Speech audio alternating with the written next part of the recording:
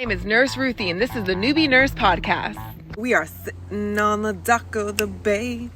We're not really wasting time. We're learning, right? Today we're going to be talking about bedside manner. It takes 7 seconds for someone to make up their mind about you. Are you competent? Are you an asshole? Are you nice? 7 seconds.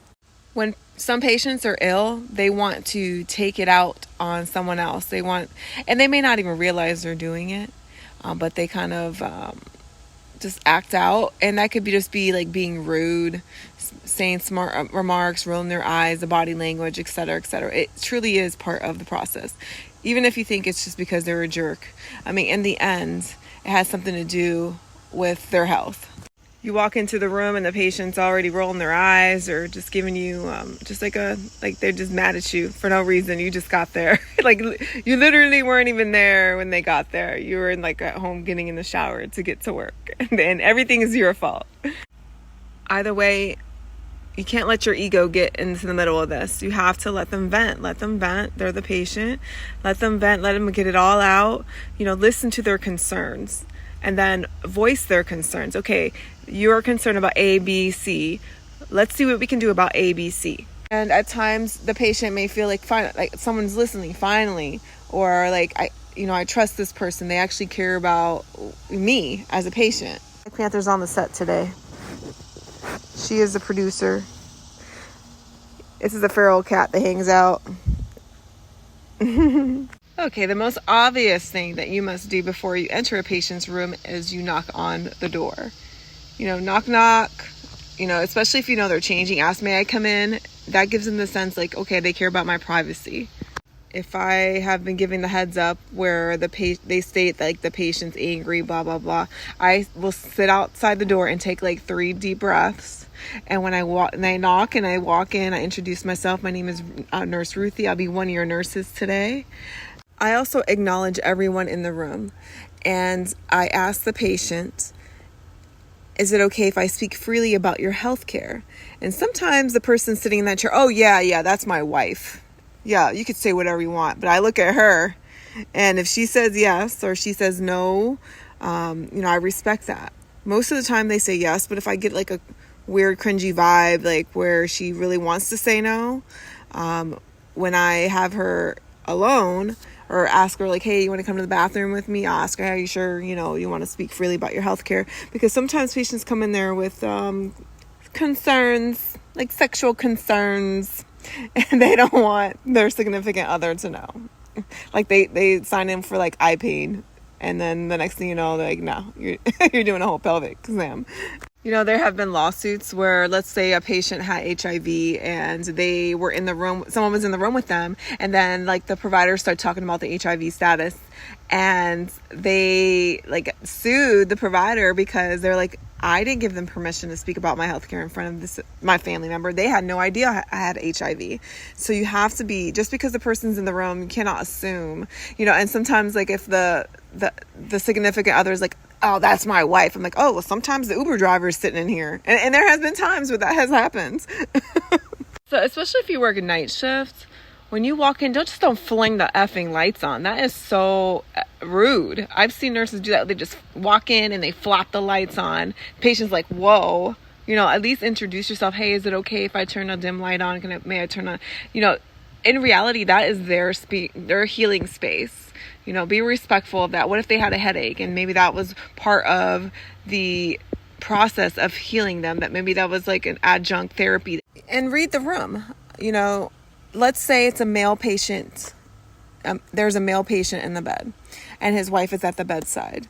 If the wife is speaking for him, that might just be the way it is in their household, and specific questions you have to be sure that the husband or the patient is answering, and just ask, is it okay if you seem a little bit ill, you seem like you don't really feel like talking, is it okay if she speaks for you? Because if you dismiss the wife, she's going to be mad. She's going to be wait, you don't talk to me like that, especially in front of my husband. I don't want Mama Duke's feeling threatened. You don't want that. She's going to be nitpicking everything you do. And sometimes the visitor, significant other, they just want to be helpful, and I know sometimes there's I mean, in the past where people overstep their boundaries, especially if they're already in healthcare, like don't touch the pump, don't turn things off. Just press the call light. I appreciate you trying to help, but I need to make sure everything is good, make sure that everything is documented, make sure that he's not getting the medications too fast or too slow. Like, I don't want you to push the wrong button. But the biggest thing is that you want to just understand that they're trying to do this to help you, and they're also trying to help their family member. I don't think it's any mal will, so ill will. So when it's time for assessment time, just ask them, hey, is it okay if I do an assessment? May I listen to your lungs? Is that okay? May you lift up your gown so I could look at your abdomen? May I touch your abdomen? Ask permission. You don't know what that person has gone through. You don't know if they've been assaulted physically, sexually, et cetera, et cetera. And also it kind of gives them like, okay, this person respects my body. Before I leave that room, I always ask, do you need to use the bathroom? You want to go try to use the bathroom while I'm here? Because you know how many times you walked out of that freaking room and that call light goes off and bam, you're like, I just left there, and they have to go to the bathroom. So you just have to think about the energy that you bring into that room. That's what's going to be the tone. That is going to be the tone of the care for the rest of the time that you're there. Yes, you're having a bad day. Everybody has bad days. Everybody, even I have bad days, but I try to check myself. I go to the bathroom and take some deep breaths. I'll wash my face. I'll eat something, drink something, take care of my needs. And then when I'm regrouped, I'll go back in there and, take care of my patient's needs. But remember, this is their healing space.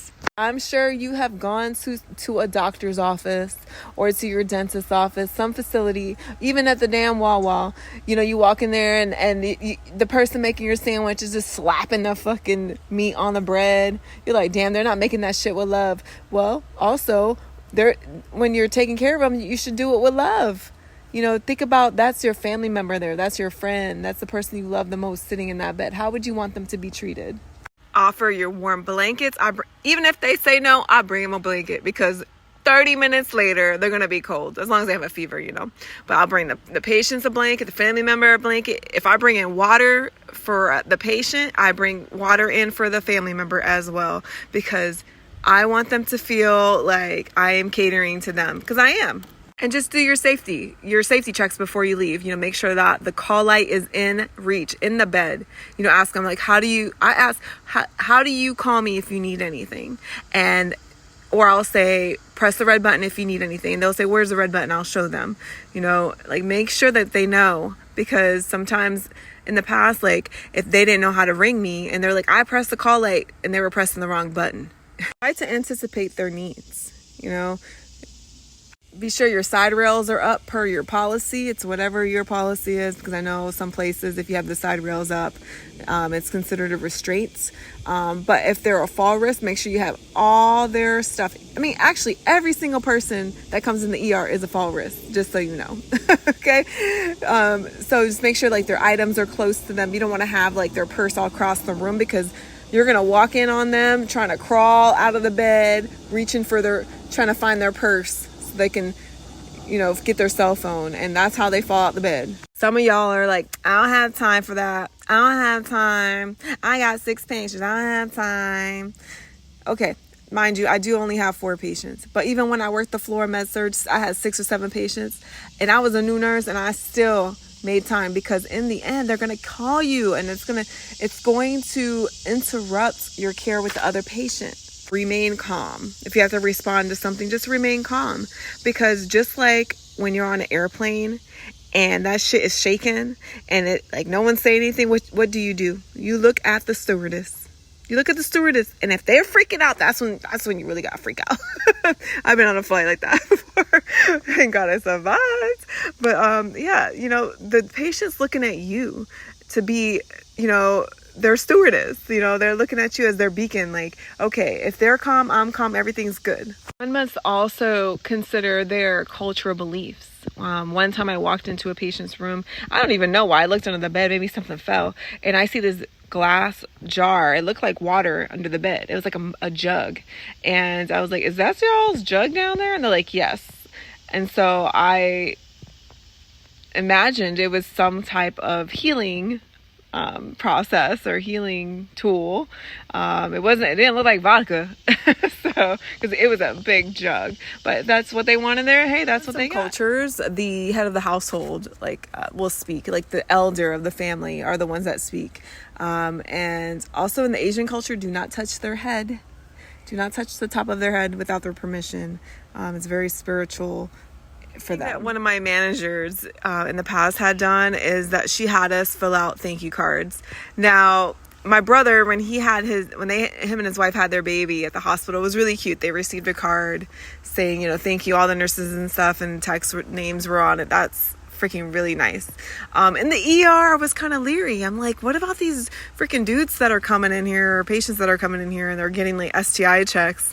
And then I'm sending him a card like, hey, thanks for stopping by. I hope you feel better. His wifey or girlfriend's like, what the fuck is this? You went to the doctor? What's this all about? So in a way, I feel like that's kind of like maybe could be a HIPAA violation. I don't know. But I guess it's the same thing as kind of getting a bill in the mail. I don't know. Also, be transparent. Patients will ask, well, how long is this going to take? And I say, well, the average stay in the ER minimum is 4 hours. If you get out earlier than that, that's great. But it's going to take a couple of hours. So, I like to give them a heads up, especially if they have kids, they have responsibilities, because they have to get their shit in order, because they're going to be trying to rush you. And there's still patients that do that. My facility is very accommodating. I feel like I work in utopia. Like, it's like the most, it's not the most perfect, but it is the most perfect. And I'm so happy that I work there. So give these patients some grace, these patients and family members. They don't want to be in the hospital. They don't want to be in there. They have other shit to do. They're not there to ruin our lives, but if you find yourself getting irritated a lot, you need to start taking more breaks, vacations, because I don't want to say this is what you signed up for, because that's so fucked up. This is what you signed up for, that's really rude. But this is part of it. This is a part of the healing process. So remember, newbies, treat people how you want to be treated, because what you put into this world is what you're going to get out of it. Have a great day. Thank you for listening and watching the Newbie Nurse Podcast. Have a great day.